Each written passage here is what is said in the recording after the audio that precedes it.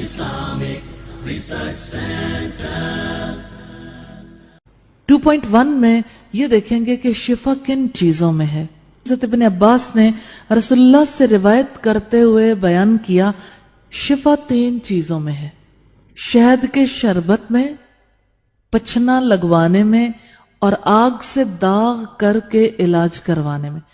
लेकिन मैं अपनी उम्मत को आग से दागने से मना करता हूं। हजरत इब्न अब्बास ने इस हदीस को मरफूअन नकल किया है और इसी तरह से अलकमी ने रिवायत किया है, उनसे लैस ने, उनसे मुजाहिद ने और उनसे हजरत इब्न अब्बास ने, उनसे नबी करीम सल्लल्लाहु अलैहि वसल्लम ने कि शहद और पचना लगवाने के बारे में बयान किया। सही बुखारी की रिवायत है 5680 और 81। इससे हमें पहली बात पता चलती है कि शहद जो है वो शिफा है। बड़ा दिलचस्प वाकया है, रसूलुल्लाह सल्लल्लाहु अलैहि वसल्लम के पास एक शख्स आया, कहने लगा मेरे भाई के पेट में तकलीफ है। आप सल्लल्लाहु अलैहि वसल्लम ने फरमाया उसे शहद खिला दो। तो उसने जाकर शहद खिलाया तो पेट की बीमारी कुछ और बढ़ गई। और रसूलुल्लाह के पास दोबारा आया और कहने लगा कि या रसूलुल्लाह कि शहद खिलाया और वो तो बहुत ज्यादा बीमार हो गया। आप सल्लल्लाहु अलैहि वसल्लम ने फरमाया उसे जाके कुछ और शहद खिला दो। उसने जाके दोबारा खिला दिया और बीमारी और बढ़ गई। तीसरी बार वो आया तो कहने लगा कि या रसूलुल्लाह शहद से तो बीमारी बहुत बढ़ गई है, तो आप बताइए कि अब उसका क्या करें। आपने फरमाया अल्लाह की बात सच्ची है, तुम्हारे भाई का पेट झूठा है, आप उसे शहद खिला दो। उसने दोबारा जाके शहद खिलाया, यानी तीसरी बार शहद खिलाया तो उसके पेट की बीमारी को आराम आ गया। तो शहद के बारे में कुरान हकीम में आता है फीही शिफाउल लिन्नास, इसमें लोगों के लिए शिफा है।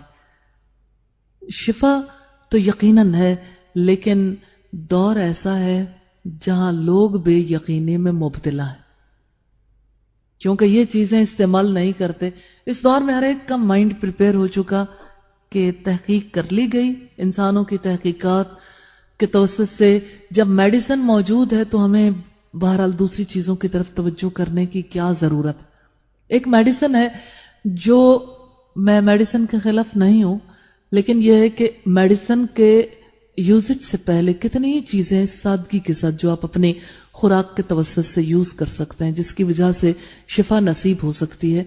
तो शायद बहुत सारी बीमारियों का इलाज है। मिसाल के तौर पर जिनका बीपी बहुत लो रहता है, शहद की वजह से बीपी बिल्कुल नॉर्मल हो जाता है। इसी तरह से पेट के अमराज में खासतौर पर अब देखिए जैसे अल्सर के मरीज हैं, मुस्तकिल शहद यूज करने से ये बीमारी दूर हो जाती है।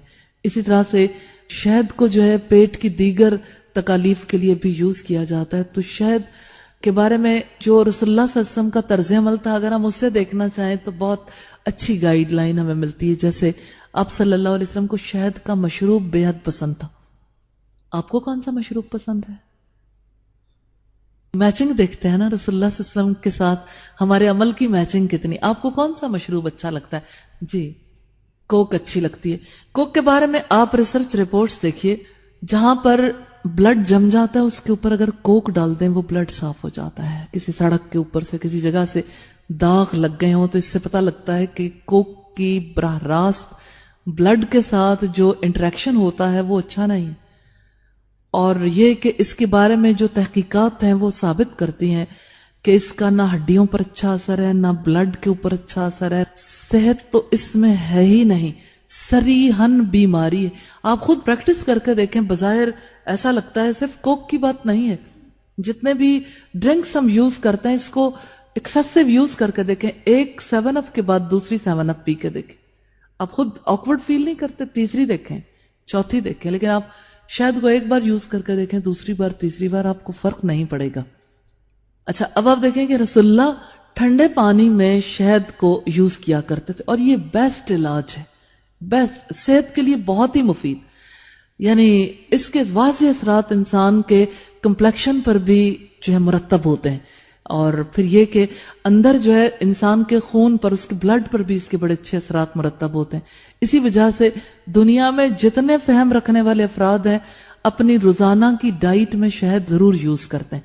तो जितनी सेहत वाली चीजें हैं उनको रोजाना की डाइट में استعمال کرنا چاہیے. جیسے شہد کو جو ہے مشروب کے طور پر یوز کیا جا سکتا ہے ٹھنڈے پانی میں. آج کل کتنی زیادہ ضرورت ہوتی ہے, بہت زیادہ آپ کا پسینہ نکل جائے, ٹھنڈے پانی میں آپ شہد ڈال کے پئیں, آپ دیکھیں گے آپ فوراً ایک انرجی فیل کریں گے, کیونکہ شہد ڈائریکٹلی انسان کو بہت جلد فائدہ پہنچاتا ہے. جتنی چیزیں صحت کے لیے رسول اللہ نے ایڈوائز کی ہیں ان کا کیمیکلی تجزیہ کرنے کے بعد بہت ساری چیزیں سامنے آتی ہیں کہ واقعتاً اس میں ایسی ریفائن چیزیں ہیں جو صحت کے لیے بہت زیادہ ضروری ہیں.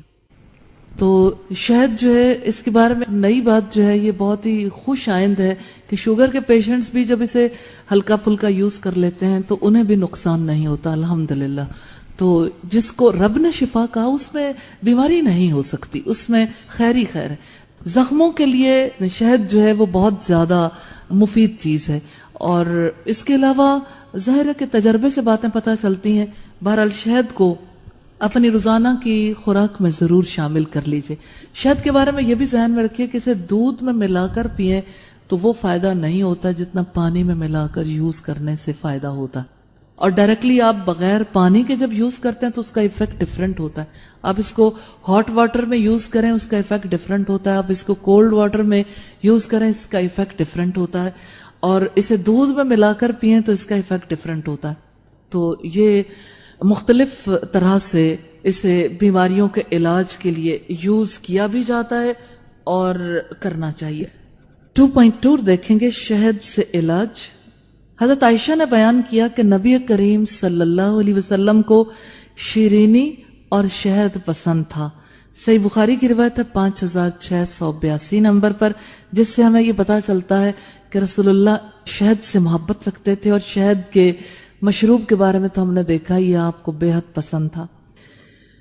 حضرت ابو ہریرہ سے روایت ہے رسول اللہ نے فرمایا جو شخص شہد چاٹ لیا کرے ہر مہینے میں 3 دن صبح کے وقت اس کو کوئی بڑی آفت نہیں آئے گی, یعنی کوئی بڑی بیماری نہیں آئے گی.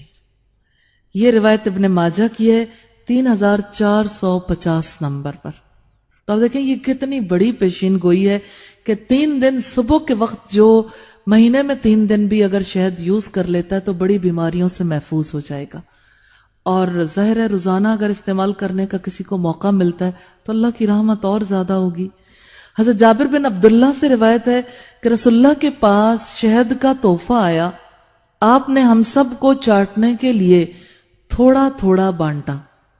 میں نے اپنا حصہ لیا, پھر میں نے عرض کیا یا رسول اللہ تھوڑا سا اور لے لوں؟ آپ نے فرمایا اچھا. ابن ماجہ کی روایت ہے 3451 نمبر پر. حضرت عبداللہ ابن مسعود سے روایت ہے کہ رسول اللہ نے فرمایا, یہ بہت اہم روایت ہے کہ علیکم بالشفائین العسل والقرآن, لازم کر لو اپنے اوپر 2 شفاؤں کو, ایک شہد اور دوسرے قرآن.